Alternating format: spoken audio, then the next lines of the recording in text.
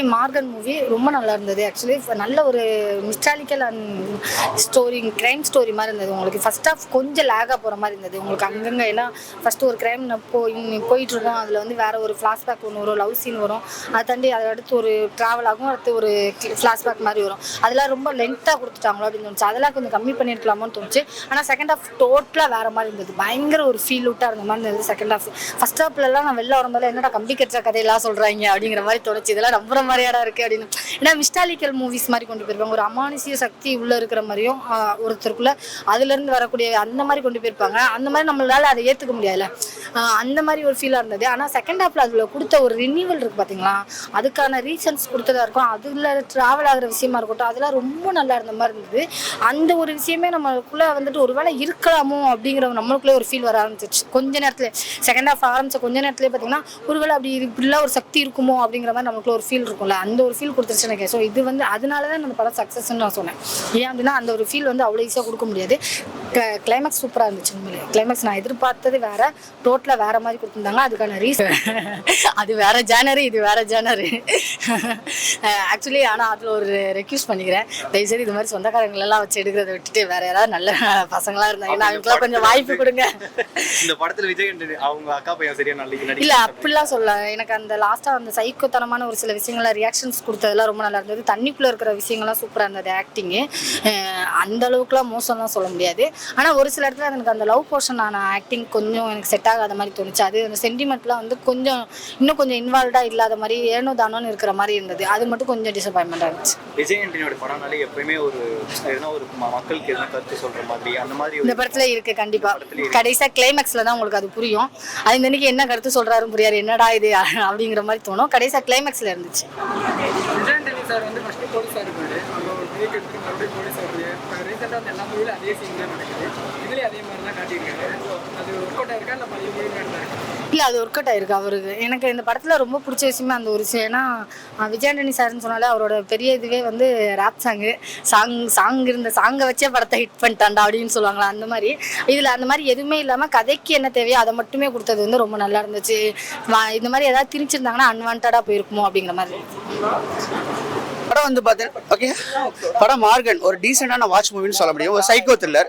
எந்த படமும் வந்து பார்த்தீங்கன்னா சைக்கோ த்ரில்லர் படம்லாம் சக்ஸஸ் ஆகணும்னா சைக்கோ ஆனதுக்குள்ள கில்லர் வந்து சைக்கோ ஆனதுக்குள்ள ரீசன் வந்து ஸ்ட்ராங்காக இருந்துச்சுன்னா செம்ம சக்ஸஸ். உதாரணத்துக்கு ஒரு போர் தொழில் சொல்லலாம், ராட்சசன் சொல்லலாம், ரீசன் வந்து ஸ்ட்ராங்காக இருக்கும். அது மாதிரி இந்த படத்தையும் வந்து ஒரு சரியான ரீசன் சொல்லியிருக்காங்க. அதனால அந்த படம் வந்து பார்த்தீங்கன்னா ஒரு டீசென்ட் வாட்ச் மூவியாக போச்சு. படத்தை பொறுத்தவரை வந்து பார்த்தீங்கன்னா இது வந்து விஜய் படமே இல்லை, விஜய் அக்கா பையனுக்கான எடுத்த படம். அந்த அக்கா பையன் ரொம்ப வாழ்ந்திருக்காப்புல, ரொம்ப சூப்பராக நடிச்சிருக்கான், அதில் சந்தேகமே இல்லை. விஜய் வந்து பார்த்தீங்கன்னா ஒரு கொலை நடந்திருக்கு. அந்த கொலை வந்து பார்த்தீங்கன்னா மும்பையில் நடந்துச்சு. அதே மாதிரி பேட்டர்ல வந்து சென்னையில் நடக்குது. யாராக இருக்கும் நம்ம கண்டுபிடிப்போம்னு சொல்லிட்டு அவர் அங்கேருந்து வர்றாரு. ஸோ இதுதான் அவருடைய ரோல். அதில் அவர் என்ன பண்ண முடியுமோ அதை பண்ணியிருக்காப்புல. வழக்கம் போல் விஜயானி படத்தில் குத்து சாங்கு, ஒரு ஹீரோயினுடைய சாங்ஸு அந்த மாதிரிலாம் எதுவுமே இல்லை. அழகாக சைக்கோ த்ரில்லர் படத்துக்கு என்ன தேவையோ அதை டீசெண்டாக கொடுத்துருக்காங்க. கண்டிப்பாக சொல்கிறேன், இது வந்து decent watch. Set of audience இருக்காங்க இல்லையா, இந்த த்ரில்லர் படம்லாம் நான் பார்க்கணும்னு விரும்புகிறவனுக்கு ஒரு அருமையான படம், ஒரு ஹாலிவுட் படம் பார்த்து ஸ்டைலில் இருக்கும். காமெடிலாம் வேலையே இல்லை, காமெடிலாம் வைக்கவே கூடாது, சாங்லாம் வைக்கவே கூடாது. ஏன்னா வச்சாவே உங்களுக்கு ஸ்லோ டவுன் ஆயிரும். அந்த மாதிரி ஒரு மாண்டேஜ் சாங் கூட இவங்க டீசெண்டாக யூஸ் பண்ணியிருப்பாங்க. அதனால இந்த படம் வந்து ஒர்த் வாட்ச். எதுவுமே வேலை கிடையாது. இல்ல ஆக்சுவலி இந்த ஜானர் வேற இருக்கு இல்லையா, அதோடைய ஜானர் வேற, இதோடைய ஜானர் வேற. இது வந்து ஒரு த்ரில்லிங் மூவி, த்ரில்லரு. அப்போ த்ரில்லர்ல போயிட்டு அதெல்லாம் வைக்க முடியாது. ஒரு ஃபைட்ஸ் கூட கிடையாது அந்த படத்துல. அழகா நீட்டா கொண்டாந்து முடிச்சிருக்காங்க. தனுஷோட அக்கா பையன் வச்சு நீட் படம் எடுத்தாங்க, அதே மாதிரி இவர் எடுத்திருக்காரு. இப்போ வந்து அதுக்கும் இதுக்கும் கம்பேர் பண்ணி பார்த்தா எந்த படம் வந்து உங்களுக்கு ரொம்ப பிடிச்சிருக்கு? தனுஷ் தோத்துட்டாரு. அக்கா பையனை வச்சுட்டு என்ன பண்ண முடியுமோ அதை தோத்துட்டாரு. அவரை தனுஷ் வந்து அக்கா பையன் என்ன சொன்னா, என் படம் 4 படம் பாடுறா, அதுல இருந்து வாடான்னு சொன்னோன்னா தனுஷ் அக்கா பையன் வந்து 4 படத்தை பார்த்துட்டு அதே மாதிரி நடிச்சு விட்டா. இவன் மாடலேஸ்ல நடிக்கணும், அதே மாதிரி நடிச்சு விட்டதுனால நமக்கு சலிப்பு தட்டிச்சு. ஆனா இங்கே அது இல்லைங்க, ரொம்ப நல்லா பண்ணியிருக்கான் அந்த பையன். அவர் பெரிய ஃபியூச்சரே இருக்குன்னு நான் சொல்ல முடியும். கண்டிப்பாக இந்த படம் தான். அக்கா பையனை வச்சு இது பண்ணால் என்னதான் நீங்கள் இன்ஃப்ளூயன்ஸ் வச்சாலும் சரி, கோடி கோடியாக பணம் இருந்தாலும் சரி, பெர்ஃபார்ம் ஸ்க்ரீனில் பண்ணணும். நீங்கள் ஆஃப் ஸ்க்ரீனில் எவ்வளோ பெரிய அளவுனா இருந்துக்குங்க, ஆன் ஸ்க்ரீன் வந்தாலும் ஒரு ஜகா வாங்கும்ல, உட்காந்து பார்க்கணும்ல. இன்னைக்கு அந்த ஜகா வாங்காம நல்லா நடிச்சிருக்கான். எனக்கு இதுதான் மாமா வரும், இதுக்குள்ள நான் பண்றேன்னு சொல்ல, நீ பண்ற நான் பாத்துக்கலாம்னு சொல்லிட்டு அதுக்கு உறுதுணையா இருக்காங்களே, ஒரு பேக் போன் இருக்கு இல்லையா, அது வந்து பார்த்தீங்கன்னா நல்லா இருக்கு. ஹார்ட் ஒர்க் பண்ணியிருக்காப்புல. என்னன்னு கேட்டா ஒரு புதுமையான விஷயம் இந்த படத்துல இருக்கு. அந்த பிளாக்கா மாறுதுல, அதுக்குள்ள புதுமையான விஷயம் ரொம்ப டீசெண்டா சொல்லியிருக்காங்க. அதனாலதான் இந்த படம் வந்து எனக்கு ரொம்ப பிடிச்சிச்சு. இப்போ விஜய் ஆண்டனி படம்னாலே ஏதாவது ஒரு கான்செப்ட் இருக்கும் கண்டிப்பா, மக்களுக்கு எதனா எடுத்து சொல்ற மாதிரி. இந்த படத்துல அது என்ன இருக்கு? கண்டிப்பா இருக்குது. மக்களுக்கு எடுத்து சொல்ற மாதிரி ஒரு மோட்டிவேஷன் அந்த மாதிரிலாம் இல்லை. நான் பண்ண போற படத்துல இந்த மாதிரி ஒரு புதுமையான விஷயத்தை வச்சுதான் இந்த கில்லர் வந்து கொள்றான் அப்படிங்கறத வந்து டீசெண்டா சொல்லியிருக்காங்க. அதான் நிறைய சைக்கோ படங்கள் வந்திருக்கு. அதுல வந்து இது எந்த மாதிரியான படம், எந்த மாதிரி இது வேறுபடும்? 1967 வந்து அமெரிக்காவில் ஒருத்தன் தான், ஓகேங்களா. அவன் என்ன பண்றான்னு கேட்டீங்கன்னா, ஸ்காட்லாந்து போலீஸ்க்கே வந்து ஹெல்ப் பண்ணுறான். எப்படா ஒரு கொலையாளி இல்லை, எப்படா ஹெல்ப் பண்ணுறான்னு சொல்லும் போது பார்த்தீங்கன்னா, அவனுக்கு ஒரு நுண்ணறிவு, அவனுக்கு வந்து ஒரு பவர் ஒன்று இருக்குது. அந்த கொலையாளி வந்து எந்த இடத்துல கொலை பண்ணானோ அந்த இடத்துல வந்து நிற்கிறான். அவன் அஸ்யூம் பண்ணிகிட்டே இருக்கான், இப்படி போயிருப்பான், இப்படி போயிருப்பான், இப்படி போயிருப்பான், இப்படி போயிருப்பான், கஸ் பண்ணி சொல்லி அவனுக்கு பெரிய ஒரு அவார்டே கொடுத்தானுங்க அமெரிக்காவில்.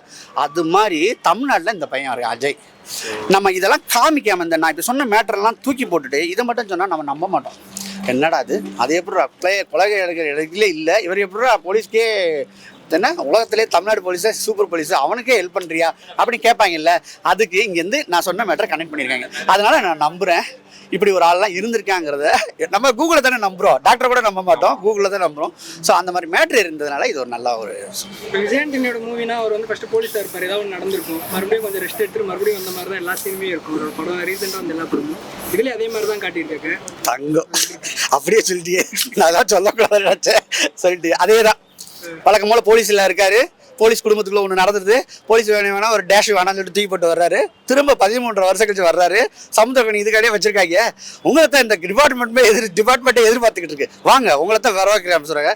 அதெல்லாம் விடுங்க, கேஸ் எங்க, ஃபைல் எங்க அப்படின்னு கேட்குறாரு. அதே தான் நீங்கள் சொன்ன பேட்டர் சார்.